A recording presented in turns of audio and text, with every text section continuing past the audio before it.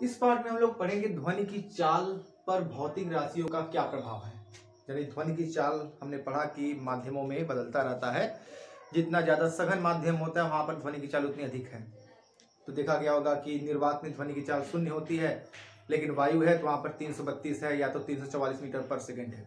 तो निर्भर करता है तापमान पर, इसलिए तो अलग अलग तापमान पे वायु के अंदर ही चाल विभिन्न हो जाता है। तो ध्वनि की चाल किन किन भौतिक राशियों पर निर्भर करता है या किस पे नहीं करता, उसके बारे में। तो मुख्य रूप से जो एटमॉस्फेयर है, हम लोग का वायुमंडल है, वहां पर जो चीजें मिल सकती हैं, जैसे वायुमंडल का जो दाब कितना है, दाब बढ़ा दिया जाए कब हो जाए, प्रैक्टिकल अगर किया जाए तो क्या प्रभाव होगा। तापमान का प्रभाव है, टेम्परेचर ठंडियों में कम रहता है, लेकिन अभी गर्मी आ जाएगा तो बढ़ जाएगा टेम्परेचर। ठीक है। वायु की गति, वायु भी देखते हो कि कभी बहुत हल्का फुल्का वायु बहता है, कभी बहुत तेजी से वेग के साथ वायु बहती रहती है, उस पर क्या प्रभाव है। और ऐसी आर्द्रता यानी नमी, आर्द्रता मतलब नमी, वायु के अंदर पानी की उपस्थिति, जल के वाष्पों की उपस्थिति होती है तो उसको नमी कहा जाता है, जो बरसात के मौसम में ज्यादा होता होगा। ठीक है, क्योंकि बरसात के मौसम ज्यादातर क्या होता है, देखते हैं कि नमी उपस्थित होती है। तो इन पर इनका क्या क्या प्रभाव होगा वही देखना है। तो दाब का जो प्रभाव है, तो दाब का प्रभाव ध्वनि की चाल पर बिल्कुल नहीं पड़ता है अगर तापमान स्थिर है तो। यानी वायुमंडल का ताप जो है उसी ताप पर अगर हम दबाव बढ़ा दें, दबाव बढ़ाने पर, दाब के बढ़ाने पर इसका कोई प्रभाव नहीं होता है। ठीक है, इसका कोई प्रभाव नहीं होगा, यानी ध्वनि की चाल में कोई प्रभाव नहीं पड़ता है दाब का, बशर्ते कंडीशन है कि तापमान न बदला गया हो, तापमान स्थिर रहा हो। दूसरा है ताप का प्रभाव। गैसों के अंदर जो ध्वनि की चाल होती है वह निर्भर करता है तापमान पे, और इसका सूत्र होता है V is proportional to √T। यानी ध्वनि की चाल निर्भर करता है टेम्परेचर पे, तापमान पर, और वो भी स्क्वायर रूट, यानी तापमान के वर्गमूल के अनुक्रमानुपाती होता है ध्वनि की चाल किसी भी गैस के अंदर।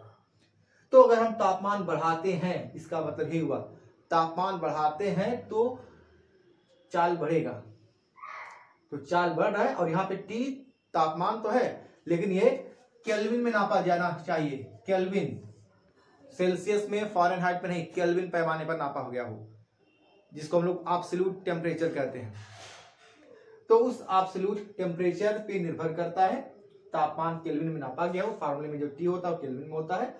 तो किसी भी गैसीय माध्यम में जो ध्वनि की चाल होती है वो निर्भर करता है तापमान पे, और अनुक्रमानुपाती होता है वर्गमूल टेम्परेचर पे। ठीक है, तो इसीलिए हमने देखा कि 0 डिग्री सेल्सियस का अगर वायु है, वायु के अंदर ही अगर 0 डिग्री सेल्सियस है तो 332 आता है मीटर प्रति सेकेंड में रफ्तार। तापमान बढ़ा के हमने 20 या 22 डिग्री सेल्सियस कर दिया है तो ये 344 मीटर पर सेकेंड भी हो जाता है। यानी तापमान के बढ़ने पर ध्वनि की जो चाल है वो बढ़ रही है। तीसरा जो पॉइंट है वायु की गति के लिए, यानी जो ध्वनि की चाल होती है, आवाज जो चलती है, वायु की गति पर निर्भर करती है। क्योंकि हम लोग जो आवाज सुनते हैं, ध्वनि जो सुनते हैं, वो हवा के माध्यम से ही चलता हुआ हमारे कानों तक पहुंचता है। तो वायु की चाल पर भी निर्भर करता है उस ध्वनि की चाल। होता क्या है कि अगर जिस दिशा में हवा चल रहा हो उसी दिशा में अगर ध्वनि चले तो उस समय ध्वनि की चाल अधिकतम हो जाती है। विपरीत दिशा में सुनना हो ध्वनि को तो आवाज कम सुनाई देगा। यानी अगर हवा इधर बह रहा हो, उधर से बोला जाए तो इधर सुनने वाले को तेज सुनाई देगा, जल्दी सुनाई देगा बस, और पीछे वाला जो होगा उसके अपोजिट वाले में उसको वो आवाज सुनाई तो देगा लेकिन देर सुनाई देगा। यानी ध्वनि की चाल इधर की तरफ बढ़ जाएगी, जिधर हवा बहता है उस दिशा में ध्वनि की चाल बढ़ेगी, और उसके विपरीत दिशा में अगर ध्वनि चलती है तो वहां पर चाल कम हो जाती है। तो वायु की गति पर भी ध्वनि की चाल निर्भर करती है। और जो आखिरी है आर्द्रता का प्रभाव, यानी नमी। तो ध्वनि की चाल वायुमंडल में उपस्थित जलवाष्प के कणों यानी नमी पर भी निर्भर करता है। नमी क्या है? जलवाष्प के कण है वायुमंडल में मिले हुए, वायु के साथ मिक्स हुए हुए। तब वायु के साथ जब जलवाष्प मिले होंगे तो उस समय जलवाष्प यानी पूरे वायु की जो डेंसिटी होगी, घनत्व होगा, बढ़ जाएगा, क्योंकि हवा पहले से ही है, अब अंदर जलवाष्प भी आ चुके हैं तो अणुओं की संख्या बढ़ गई होगी, यानी घनत्व बढ़ जाता है। तो घनत्व के बढ़ने के साथ साथ क्या हो जाएगा? आर्द्रता का प्रभाव, यानी घनत्व के बढ़ने के साथ साथ ध्वनि की जो चाल हो जाएगी वो बढ़ जाती है। यानी जहां पर नम है, नम हवाओं में ध्वनि की चाल बढ़ जाती है। इसलिए क्या होता है, बरसात के मौसम में अगर सुना जाए तो कोई भी आवाज बहुत तेजी सुनाई देता है या जल्दी सुनाई देता होगा। बहुत दूर अगर रेलवे स्टेशन है, वहां से अगर सिटी अगर ट्रेन का होगा तो गर्मियों में या ठंडियों के टाइम न सुनाई दे, लेकिन बरसात का मौसम होगा, शांत माहौल अगर होगा तो वो पक्का सुनाई देता है, क्योंकि वो दूर तक चल सकती है, आराम से चल सकती है, तो काफी ज्यादा स्पीड से चलती है।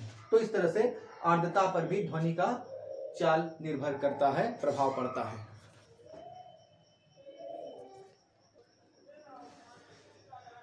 एक पॉइंट और है ध्वनि से रिलेटेड, सोनिक बूम या ध्वनि boom. Sonic boom, sonic boom है क्या? सबसे पहले हम लोग सुपरसोनिक रॉकेट का नाम सुनेंगे, सुपरसोनिक जेट का नाम सुनेंगे, फाइटर जेट होते हैं। तो ये बहुत ऐसे वायुयान है या जेट प्लेन होते हैं जिनकी स्पीड बहुत अधिक होती है, वायु की चाल से, ध्वनि की चाल से अधिक होती है। तो ध्वनि की चाल जो 344 है, उससे अधिक अगर किसी भी चीज का चाल है तो उसको अल्ट्रासोनिक कहते हैं, अल्ट्रासोनिक, सुपरसोनिक ऐसा नाम दिया जाता है।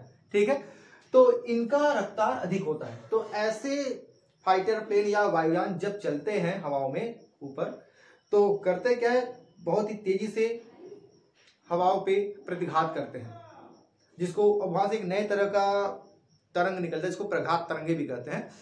उन प्रघात तरंगों के पास बहुत ज्यादा ऊर्जा होती है। वह ऊर्जा इतनी अधिक होती है कि उससे जो साउंड निकलता है, जो ध्वनि निकलता है, वो आसपास अगर नीचे से अगर जा रहा हो तो खिड़कियों के शीशे को तोड़ दे, चटक जाए। देखता हूँ कि बहुत ज्यादा ऊंचाई पे वायुयान जाता है लेकिन आवाज नीचे तक सुनाई देता है, तो सोचो अगर वो बिल्कुल नीचे से जा रहा हो तो क्या हालत होगा। तो वो प्रघात तरंगे निकालती हैं, इसे सोनिक बूम नाम दिया गया है। तो सोनिक बूम के अंदर ये होता है कि ये जो ध्वनि होती है, इनके पास एक बहुत अधिक प्रकार की, बहुत अधिक ऊर्जा होती है। प्रघात तरंगों के पास बहुत अधिक ऊर्जा होती है, जिसको हम लोग सोनिक बूम यहाँ पर नाम दिए हैं। तो ये है क्या, वो उनके पास होगा जिसकी स्पीड बहुत अधिक है। सोनिक का नाम ही हो गया कि ध्वनि की चाल। ध्वनि की चाल के ऊपर अगर किसी का स्पीड है तो ध्वनि की चाल 332 है या 344 होगा, माध्यम थोड़ा गर्म होगा तो 344 के ऊपर अगर किसी फाइटर प्लेन या जेट प्लेन या रॉकेट का अगर चाल है तो वहां से ये सोनिक बूम यानी ध्वनि बूम बनता है।